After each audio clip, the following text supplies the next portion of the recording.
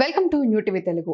BRS party కార్యకర్తలను ఎవరైనా బెదిరింపులకు గురి చేస్తే సహించేది లేదని, వారి పేర్లను పింక్ బుక్ లో రాసి పెడతామని ఎమ్మెల్సీ కల్వకుంట్ల కవిత తీవ్ర స్వరంతో హెచ్చరించారు. కామారెడ్డి జిల్లా బాన్స్వాడలో జరిగిన బీఆర్ఎస్ పార్టీ రజతోత్సవ సన్నాహక సమావేశంలో ఆమె పాల్గొన్నారు. ఈ సందర్భంగా కొందరు కాంగ్రెస్ నేతల తీరుపై ఆమె ఆగ్రహం వ్యక్తం చేశారు. ఈ క్రమంలో బీఆర్ఎస్ అధినేత మాజీ ముఖ్యమంత్రి కేసీఆర్ ప్రస్తావన తెస్తూ, కేసీఆర్ సార్ మంచోడు కావచ్చు, నేను కొంచెం రౌడీ టైప్, ఎట్టి పరిస్థితుల్లో విడిచిపెట్టేది లేదు అని కవిత వ్యాఖ్యానించారు. పార్టీ 24వ వార్షికోత్సవ వేడుకల సన్నాహాల్లో భాగంగా ఏర్పాటు చేసిన ఈ సమావేశంలో కవిత మాట్లాడుతూ, బీఆర్ఎస్ కార్యకర్తలకు కొందరు ఫోన్లు చేసి బెదిరిస్తున్నారనే సమాచారం తనకు అందిందని తెలిపారు. ఎవరెవరు బెదిరిస్తున్నారో వాళ్ళ పేర్లు బరాబర్ పింక్ బుక్ లో రాస్తాం, విడిచిపెట్టేదైతే లేదు, కార్యకర్తలు ఏమీ ఆలోచించవద్దు, ధైర్యంగా ఉండండి అని ఆమె భరోసా ఇచ్చారు.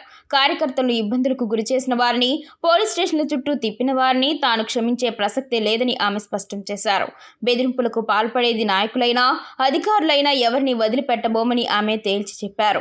మీ తాత ముత్తాత జేజమ్మ దిగి వచ్చినా కూడా భయపడేది లేదు అంటూ ఆమె కార్యకర్తల్లో స్థైర్యం నింపే ప్రయత్నం చేశారు.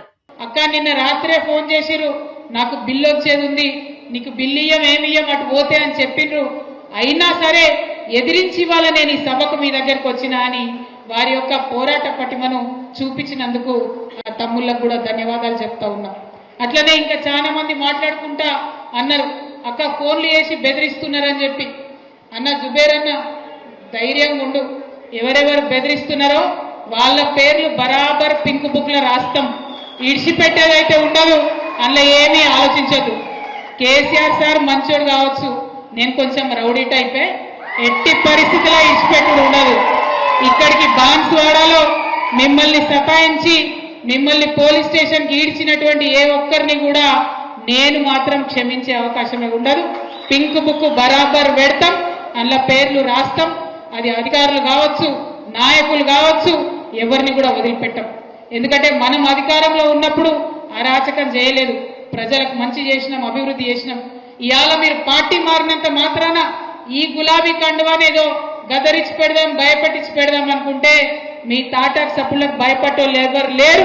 మీ తాత, మీ ముత్త, మీ జేజమ్మ దిగొచ్చినా కూడా భయపడేటోళ్ళు ఎవరు లేరన్న విషయాన్ని మీ అందరికి కూడా సభాముఖంగా నేను తెలియజేస్తా ఉన్నాను.